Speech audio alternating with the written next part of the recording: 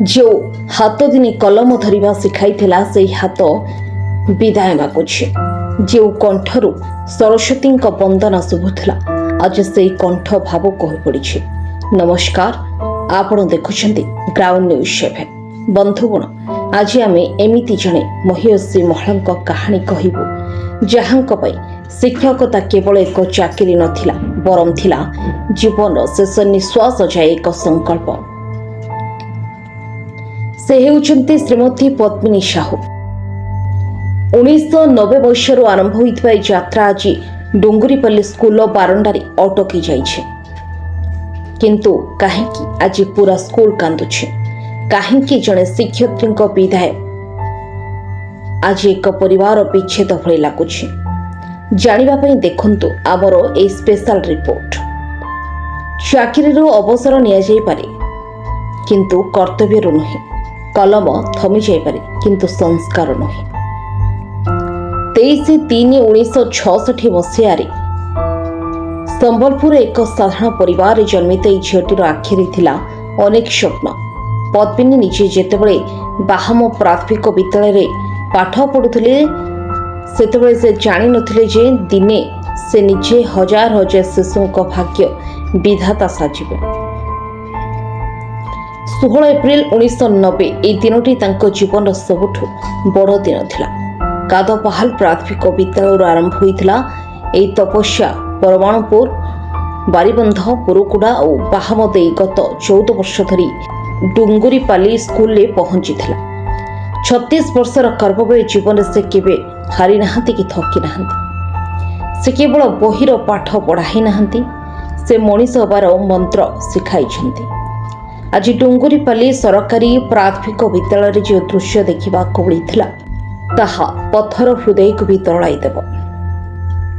शिक्षाविद प्रफुल्ल पंडा और डाक्टर राजाराम षडंगी भली महान व्यक्ति माने तांको सम्मानित करुवा बेले पद्मिनी मैडम को आखिरी थिला अकुहा लुह। लोके अवसर पारे निज सुख कथा भावती किंतु ए गुरुमा निजर शेष दिन पिला कथा भाविले। से समस्त शिक्षार्थी को खाता कलम वर्णबोध बही बांटी कही मु सरकारी भावे अवसर नहीं सत किंतु मो पिलामानंक पई मोर समय सबुदिन पई रहिबो। बंधुगण, समय बदली जाए, सरकारी कागज पत्रर नाम कटि जाए किंतु जड़े माँ भली स्नेह देथिबा शिक्षयित्री को केबे भी भूली हुए नहीं। आज पद्मिनी मैडम स्कूल गेट बाहर को पाद काढ़िबा बेले लागुथला सते जेमिति स्कूल कांथ भी कांदुछे। से जाउछंती किंतु पछरे छाड़ी जाउछंती हजार हजार मनुष्य जो मनंको से निज हाथ रे गढ़ी। पद्मिनी साहू, घर बाहाम, 21/6/2011 मसीह डुंगरीपाली प्राथमिक विद्यालय चाकरी कर आसलिनी। सहकारी शिक्षयित्री थी।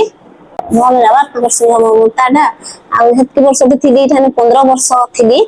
छान को भल पाई शिक्षादान देवाटा स्नेह करी शिक्षा देवाटा ठीक है। से डरई करी आमे जदी शिक्षादान करमा से आम कथा सुने ना शुण स्नेह ममता करी भल पाई करी जदी सन उत्साहित करी तांको जदी किछि कहमा सन से कामटा जल्दी कर शीघ्र करू।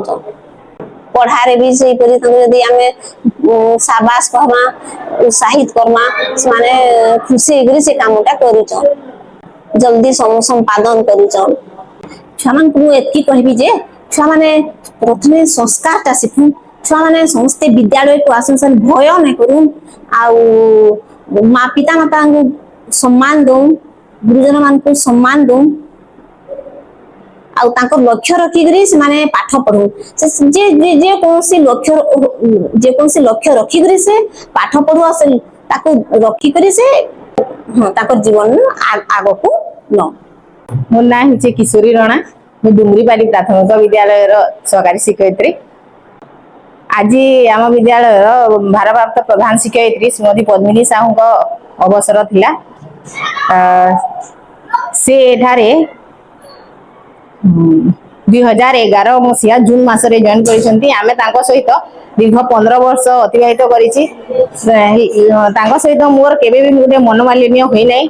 से तांकर व्यवहार बहुत भल से गोटे बहुत सरल तांकर कार्य मध्य से सब बेले ठीक भाव करिथांती समयानुवर्ती अटंती आउ छात्र छात्री मानक मध्य बहुत स्नेह करती ग्रामवासी मानक मध्य एपरि व्यवहार करती जे से माने ग्रामवासी तांको आज बहुत झुरुछंती तांकर अवसर समय रे मते भी बहुत दुख लागुची कारण से एठारे दीर्घ 15 वर्ष बहुत भल भाव रे तांकर चाकरी करिसंती गोटे पटे तांकर से सबु माने चाकरी रु आज अवसर नेउछंती सेति में बहुत दुख लागुची किंतु तांकर सरकारी चाकरी बहुत भल भाव रे शेष करि पारिसंती सेति मते गर्व भी अनुभव लागुची।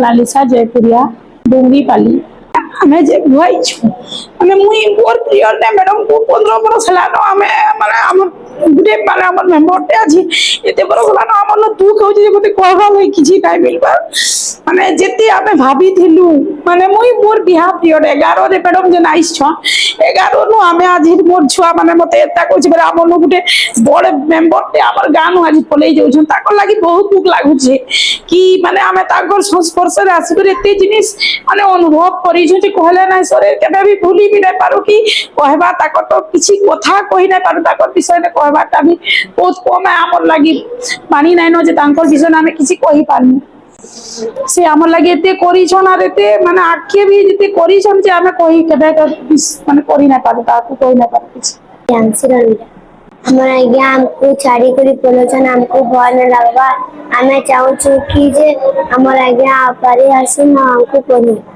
मोर ना देवाशीष गोडिया कवर कही जे बहुत इमोशनल डेट एटा है मुई 5 वर्ष स्कूल रे पढ़ी एटा आउ ताको से एंता बॉन्डिंग हे जे मुई के भूली ना पारे ताको से मेमोरी से रही जे ला आउ बहुत किछि ला ताको से पढ़ा पुली तो पूरा एकदम बढ़िया पूरा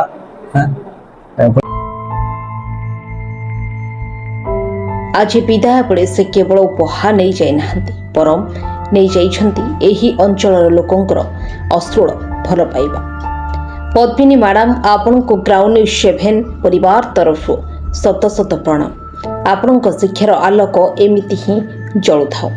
ब्यूरो रिपोर्ट ग्राउंड न्यूज 7।